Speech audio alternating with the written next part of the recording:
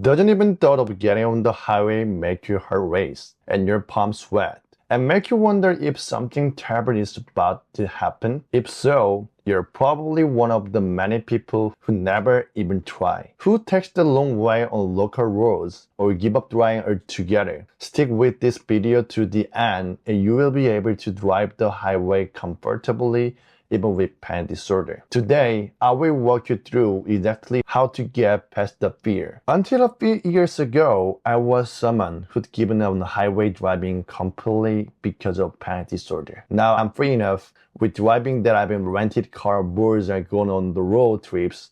Today, I will only share what I actually did myself and what I actually worked. So, what's the real reason your heart pounds on the highway? People say it's fear of accident, a fear of the car breakdown, but think about it for a second. The real fear isn't an accident. It's a panic. If panic hits you at home, you can lie down, open a window, get some air, call a family member. At a cafe, you can step away to bathroom. On the subway, you can just get up the next stop. On the highway, none of that is possible. You can't pull over on the whim or dart into the next lane. You're locked behind the wheel looking straight ahead until the next exit shows up. That feeling of having nowhere to escape. Psychologists call it a loss of control, and it sends your brain a powerful danger signal. The moment your brain decides something is dangerous, your sympathetic nervous system kicks in, your heart beats faster to pump more blood. Your breathing gets shallow and quick to pull in more oxygen. Your palm and feet sweat. Your muscles tense up. Your body isn't malfunctioning. This is the exact same response that let our ancestors learn from or fight off a predator. Hitting full power for a second, the only issue is there's no predator here. And it's firing too hard at the wrong moment.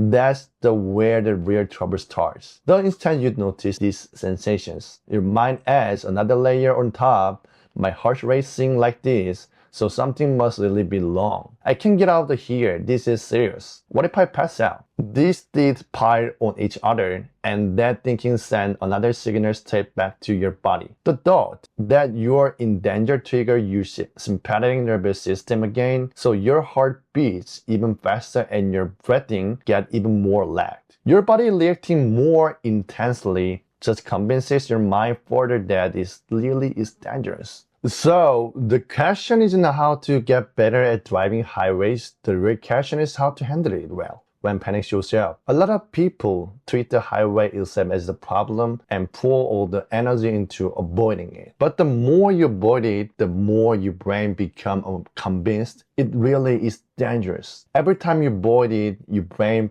buys that always as proof. See, it must have been dangerous, that's why we avoided it. But the anxiety about the highway isn't the real problem. The real problem is having no idea how to handle it when symptoms show up. Without preparation, you're completely helpless the moment it hits, which makes you more afraid next time, which makes you avoid it even more. It's a loop that keeps feeding itself. At the end of the day, the real issues was never the highway, it's the lack of the way to cope. So you have to flip your whole perspective. The goal was never to turn the highway into perfectly safe, comfortable place that's impossible from the start. The real goal is knowing that even if symptoms show up, you can handle them, not eliminating them completely, but becoming someone who doesn't fall apart when they show up.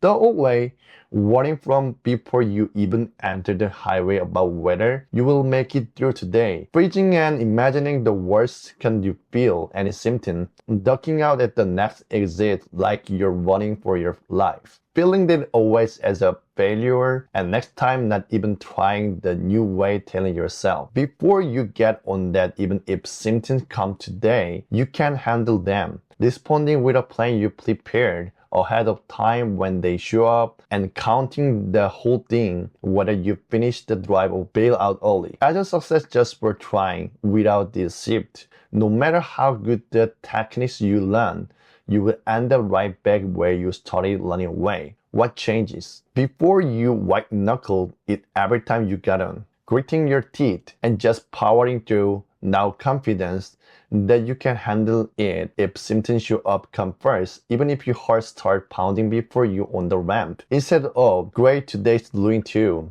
what comes on first is, I'm fine, this is just tension, and I know how to deal with this. That confidence builds with every short stretch you get through. However small, making you more at ease. What starts as a 10 minutes win becomes a 20 minutes win a few days later. And a few weeks after that, you will arriving at your destination without a single stop. You're not gritting your teeth through it. Your honesty is taking up small wins, and your brain physically learns through experience that the highway isn't dangerous. That's exactly how the shift happens. No matter how many times you tell yourself in your head that is safe, your brain doesn't easily buy it, but go through it enough times, and each time nothing terrible happens, that evidence builds up until your brain starts to let its guard, do this enough, and that same I can handle it, and feeling spreads beyond the highway into other parts of life, and your whole life opens up in a way that's hard to describe. Before we get into how to, I put together free class on overcoming panic itself,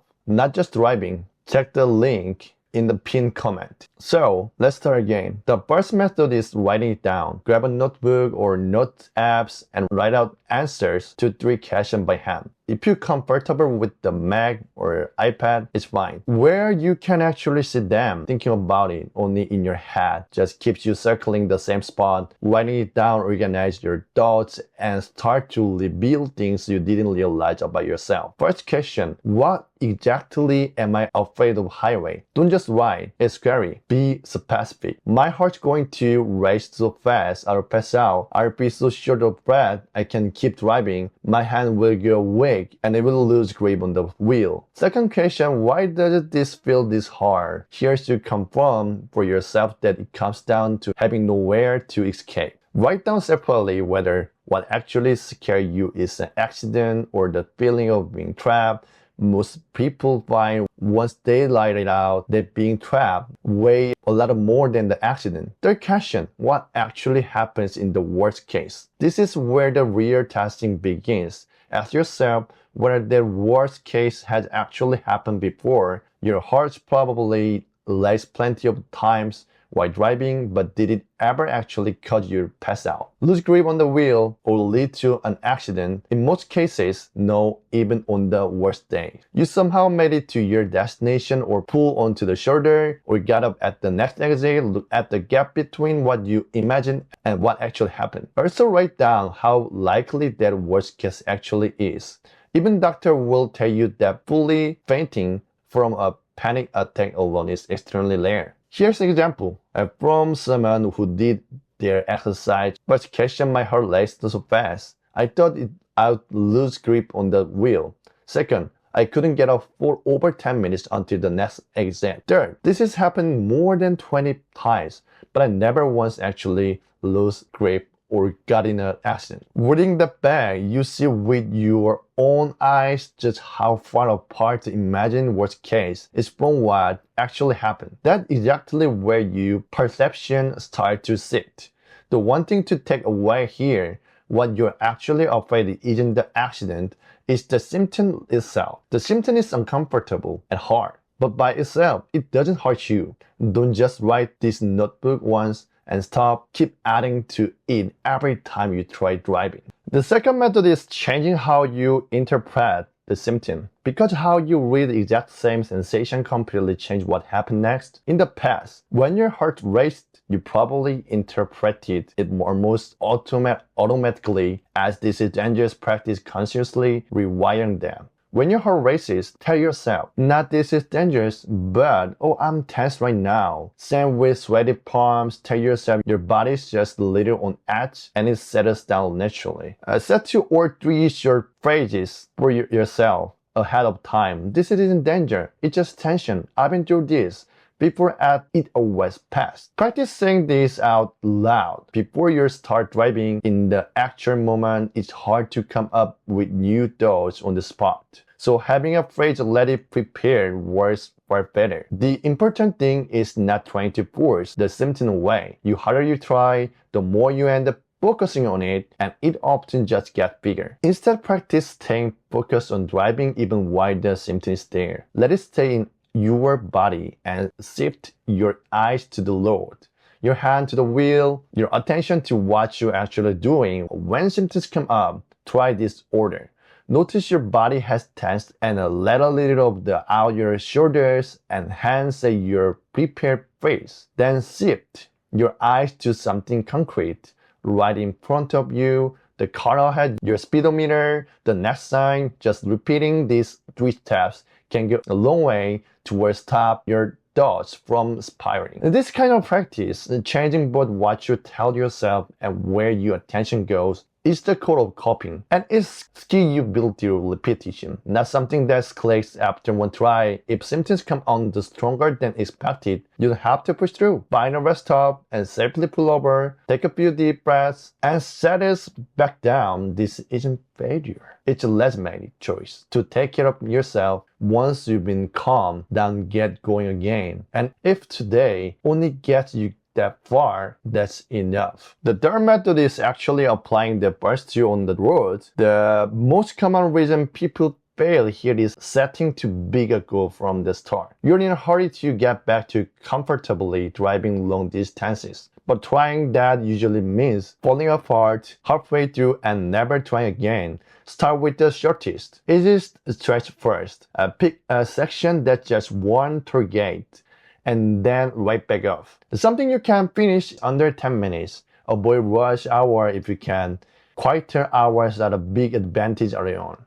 Jump straight into the long distance, and the fear of not being able to get out if symptoms worsen become overwhelming. And all you build is the stack of failed attempts. Starting short isn't about being timid. It's the most efficient way for your brain to learn its same. Once you've succeeded, extend the distance gradually. Don't jump up too much in a single day. Week 1, repeat the 10-minute stretch a couple of times to cement the sense of that much is fun. Week 2, 20 minutes. Week 3, 30 minutes. Expand slowly over several weeks. Losing it usually just set your back. Give your body enough time to fully learn that this much is okay. Every time you finish a drive, jot down a short note. Where you went, how far, whether you had symptoms, and how you handled them. Couple lines is plenty. Something like, today I did the 15-minute stretch, my heart sped up, but I said my phrase and looked at the sign. It settled down at these notes build up. You will see with your own eyes how much you improved, and that becomes the evidence for keeping going. You don't have to make it to your destination for this to count. Just focus on the fact that you went a little further than last week. Everyone moves at their own pace. Don't compare yourself to the person next to you.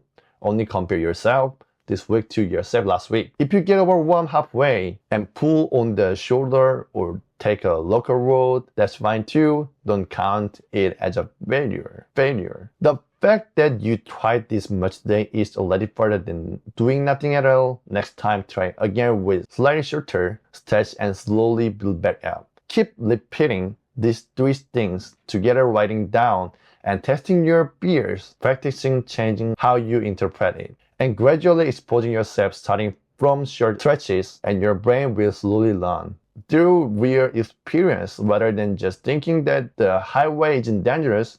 Watching this video alone won't create the change. I'd really encourage you to actually try at least one of these methods, even briefly, sometimes this way. Thank you.